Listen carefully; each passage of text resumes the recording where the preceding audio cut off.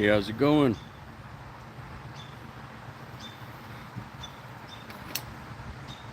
Just outside listening to the birds. Just got done working in the garden. I got lots of work needs to be done. My English rose just starting to open up. Got more starting to open up there. Pretty little buds.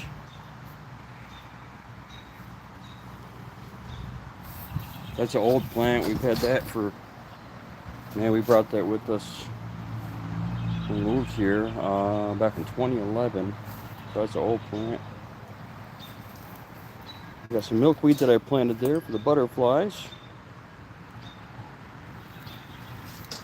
These are all Siberian irises. Those are done. Those have already bloomed. Let's see, I don't think any of them have anything on them left, but they were a really pretty purple flower that was on there. I've got some gladiola bulbs that I planted. They're finally starting to come up. There's one there. There's one there that's coming up real nice.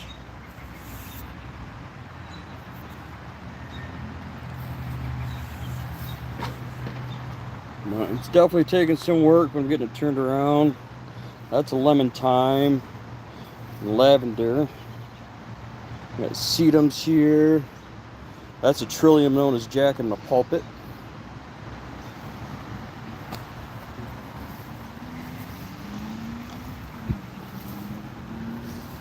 These are blazing star, or the other name for them is called gay feather. So that's fun. And this is coneflower. A lot of people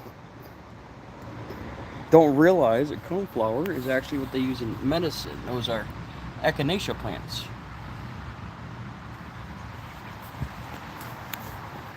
I can take you around and show you the vegetable garden. I just tripped over my hose. Well, the hose I own, my hose isn't that long to trip over.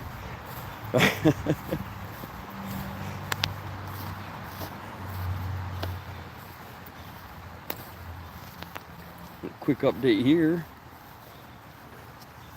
This is all doing pretty good.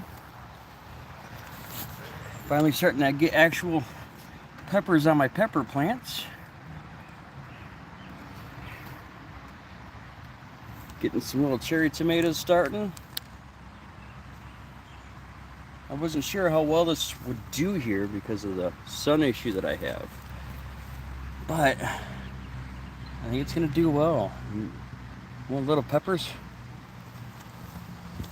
Get some basil there and some dill.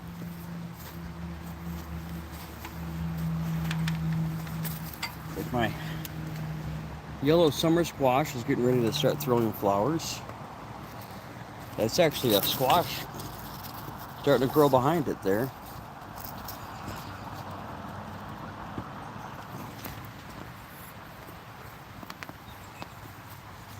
So I just started in these two outside buckets are going to have cauliflower growing in them. This one's Swiss chard. A couple of buckets of carrots. Pickling cucumbers here. Slicing cucumbers there. I've got some slicing cucumbers right there in that flower bed. The raised garden bed. And we've got radishes, more basil, more radishes. This is a lettuce mix. Oh, look at that. We've got some tomatoes growing on this one too. So everything seems to be happy where it's at. And those are all radishes. That's another lettuce mix that I planted through there.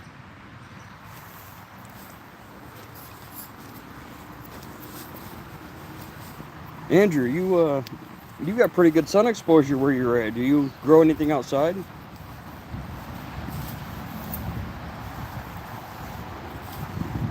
I agree. I do need more raised boxes.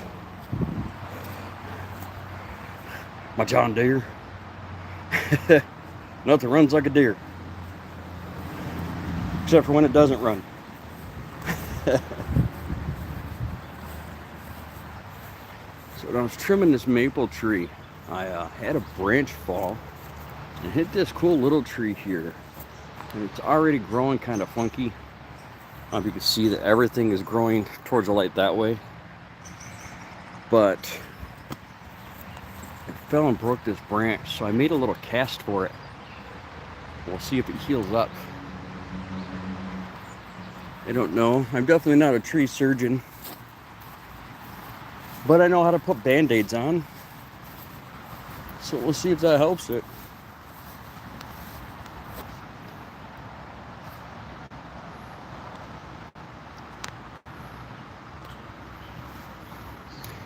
Too many animals to keep out. Soil isn't the best. The season is too short. So, you know, Andrew, with bad soil, there are certain things that like bad soil. Carrots like really sandy soil. They can push through really. Onions you can grow in sandy soil. Potatoes you can use really, you can grow potatoes just about anywhere that you have dirt, sun, and light. Lavender. I've got lavender growing here. And this is, like concrete. It hardly gets any sun. It's under an overhang, so it doesn't get water running on it. And it's almost as hard as the stuff next to it. You know, the concrete blocks. We are at 10,000 feet. It's very rocky. So things that you can grow in rocky places are lavender, speedwell for flowers, artichokes. Look into artichokes if you like those. Those will grow well because those are plant. You know, they're indigenous to areas that have really crappy soil. Things like speedwell and lavenders, a lot of them grow, you know, like over in the Mediterranean on the side of a cliff that has no soil on it. They'll find a little crack in a rock and start growing. These sedums here, it's more of a succulent. And I tell you what, when this whole garden dies out and everything is turning brown because we're in a drought, those things are still green. All season long they stay green. And they spread, they pop up in bunches like that. We only planted just those two, and these are just kind of popping up and doing their thing.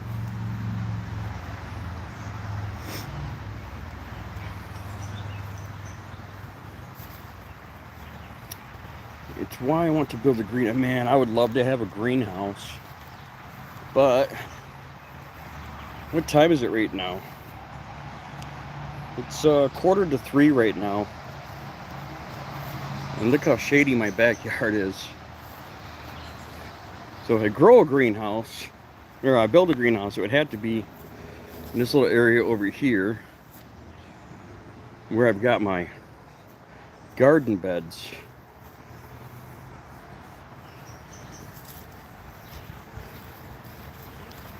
So you can see my junk pile here.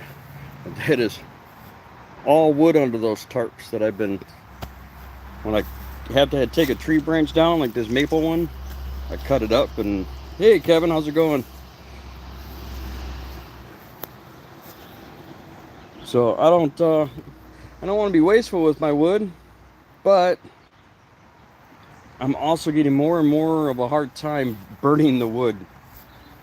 You know, because like some of these, I'm like, oh, it's gonna make a great walking stick. This big one, I was like, man, I need to make a 4-foot long mallet handle out of that. I've got to redo this. This is from my brake drum forge that I had made. So I got to redo that. That's just a brake drum off an old Pontiac Transport minivan, and then some regular plumbing parts.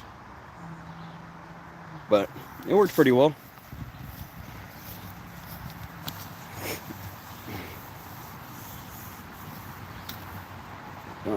start on this is a thornless honey locust. I'm going to start trimming on that next. I got some of the branches down, but like this branch here, it's got no life on it. And it just kind of hangs over there. I guess it's not doing too much damage. And I shouldn't say there's no life on it. There is a couple of tiny little branches that are coming out right there. But it's really just uglying up the tree. Other than that, it's a really cool tree.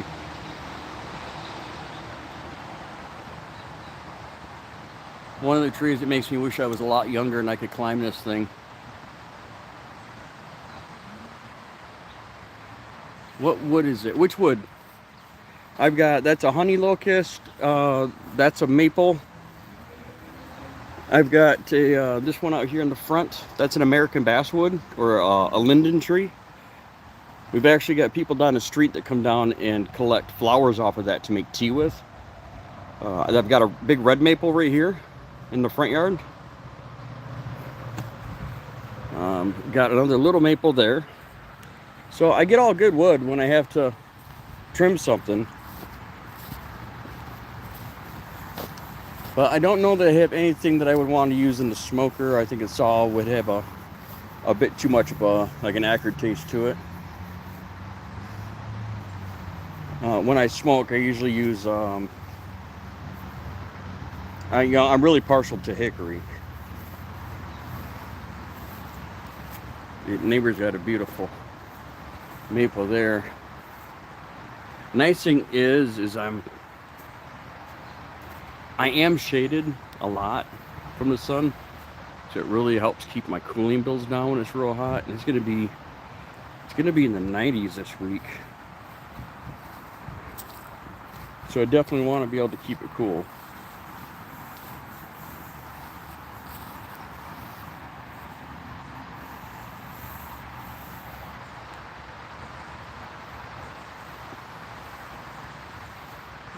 I've got some really nice trees around here. We've got peregrine falcons and red-tailed hawks that are always coming through here. Before I trimmed this tree, there was a branch that came off right there. And my wife we had a golden eagle come down and was sitting there and staring at my wife. It really made her nervous, with good cause. It was watching her and my two pugs while they were in the backyard.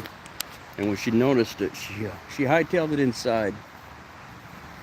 We have had a bald eagle come and sit right there by the satellite dish and was watching one of my dogs walk around the backyard. So luckily I still have my dogs, because them birds are big enough to take them. Kevin says, that's why I really like the hickory. Leaves no aftertaste on whatever meat you're... Yeah, Kevin, the hickory, I really think it's the way to go. You know, there's nothing wrong with like like the apples and the cherries. I do enjoy them, but in my opinion, hickory can really... I mean, I'll use hickory to smoke fish. I use it to smoke, you know, red meats. I use it to smoke chicken. Hickory smoked chicken breast is absolutely amazing. It comes out so juicy.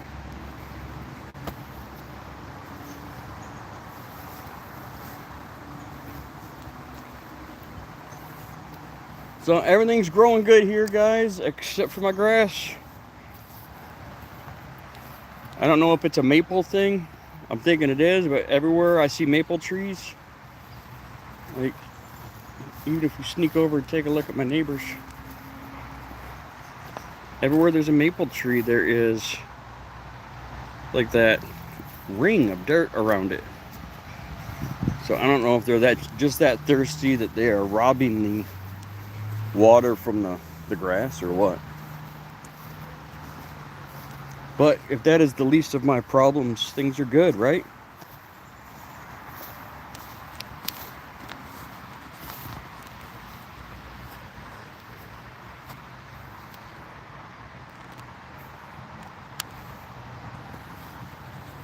How's everyone doing today?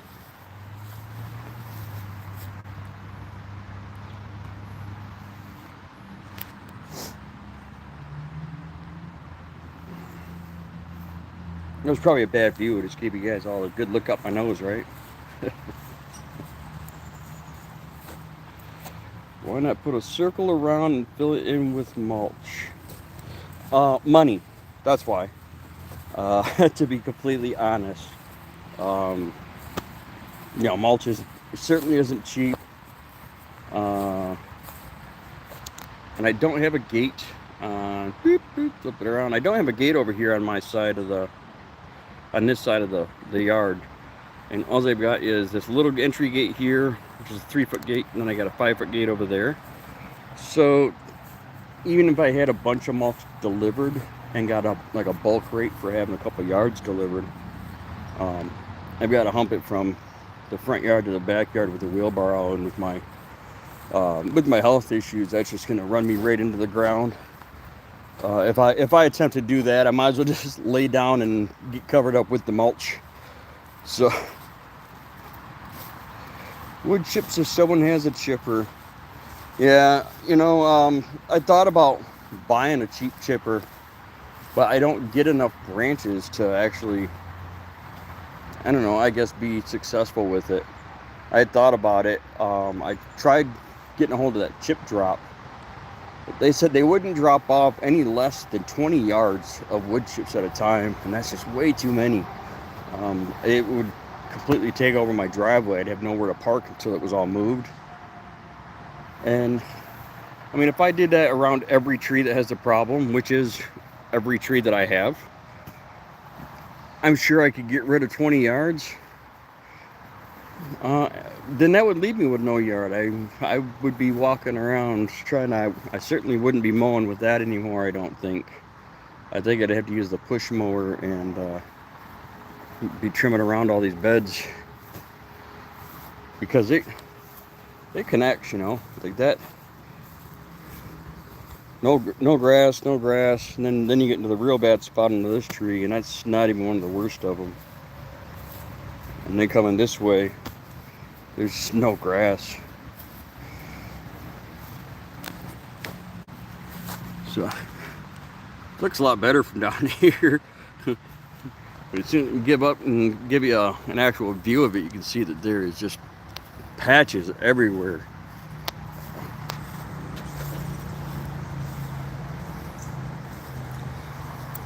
Bales at Home Depot, yeah, that gets expensive, man. The bags, that starts adding up real fast.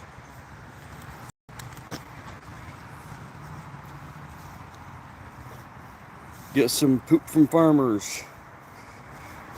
Yeah, I considered doing that. I actually worked some cow manure into both the flower bed and the garden bed, and they did a lot better this year. The flower bed was dying back pretty hard in previous years, so I really liked getting a nitrogen boost. But I've been hearing, people say that chicken manure is maybe better. So I'm not sure. I'm still really looking into what's going to be best to use for the vegetable garden and the flower garden, because I really don't want to have to keep using different stuff. So, if it's rabbit manure that is good for both, I'll switch to rabbit manure. If it's chicken, I'll use chicken. But the cow dung seems to be doing pretty well.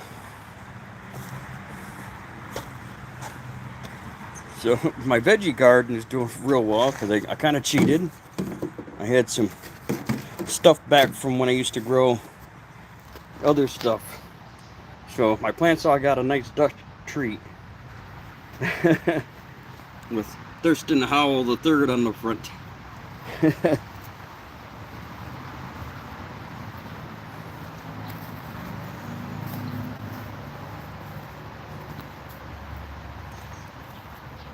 Oh, well, guys, I think it's getting too warm for me to be outside. I think I'm going to go shower up and cool down. And I might get on a little bit later and, I don't know, maybe do another knife video or something. I did pick up, I'm just putting it at the ground there. I did pick up some water buffalo horn. Then I'm going to try to work into a knife handle. I think that'd be kind of cool. I just got to figure out how to do it. There's so much of a curve to it that by the time I actually get the curve out and have it flat, I'm going to need to um, maybe find some kind of backer to put that on. I mean, I might have to do like a glue up on some wood um, and have it be stacked on the handle this way and this way. So I don't know, it might end up being kind of cool. But I don't know that it's thick enough. I can get a piece flat enough and thick enough to make scales out of solid horn. So, but I'm gonna keep playing with it, see what I can come up with. So, it's awesome seeing how beautiful Michigan is. You know what, Michigan is beautiful, man. I do love the nature here. Michigan, if you are into outdoors, Michigan is the place to go. Let me stand up on my bench here. See if I can do it without without it swinging and breaking my neck. But it's just, I mean, everybody in my neighborhood's got just nice tall trees.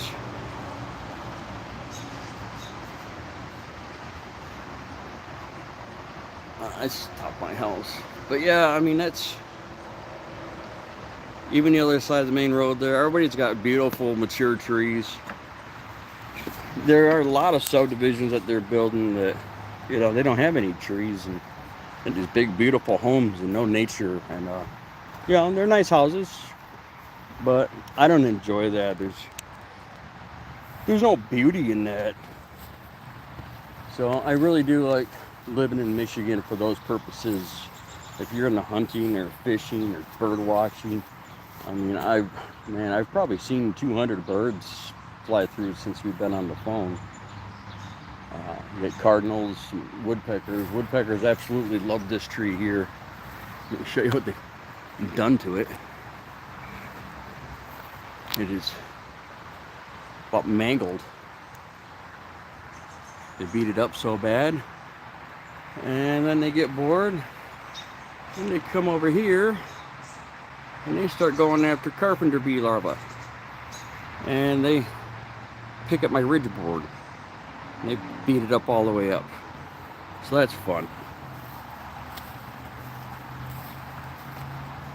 But you know, they're woodpeckers, so there's nothing I can do about it. I gotta let them do their thing and hope they don't do too much damage, and you coexist with the woodpeckers. I yell at them once in a while, like, hey, leave my house alone. But you can't be out here. You know, federal government doesn't like you giving a woodpecker too hard of a time. They're protected, you know. So I try to live with them the best I can. They're cute. We've got all kinds of woodpeckers. I wish there was some out here to show you, but we get these little woodpeckers that are little black and white ones, and they've got these cool little like black chevrons on them. These little like arrows on their back. But the big woodpeckers that flip you around. The big woodpeckers, the red heads, they're not the pileated woodpeckers. I think that's what they're called. But the red-headed woodpeckers stay way up there in the cottonwoods, and they're a lot bigger. Some of them are almost a foot tall, but they hang out up there with. That's where the owls hang out, and hawks and falcons and everything. They like that taller tree line, and that runs all the way down through the whole subdivision. There's a hospital over there that runs down past. Actually, when I was in the hospital, which was right over there, I was in there for a while, I could see this group of trees here from my hospital room, which actually was kind of nice. I was stuck in the hospital, but I could at least see home. I knew that's where home was, so it was a nice feeling. Let's see. Yeah, technically, I think you need a lift. Let's see. I will never understand why they destroy all the trees to build a neighborhood, then plant one in each yard. Yeah, I mean, How stupid. There's already trees there. Maybe clear out a few of the trees and build a home in the clearing, and then you got a nice house with a mature tree in it, right? So, but it all comes down to money, as always. But okay, guys, I'm gonna quit stalling. I'm gonna head in and get cleaned up, grab something to eat, because that's important. Got to remember to eat, got to remember to hydrate, and I've not been doing either. So, time to go take care of myself, y'all. Have a good one. Thanks for stopping by.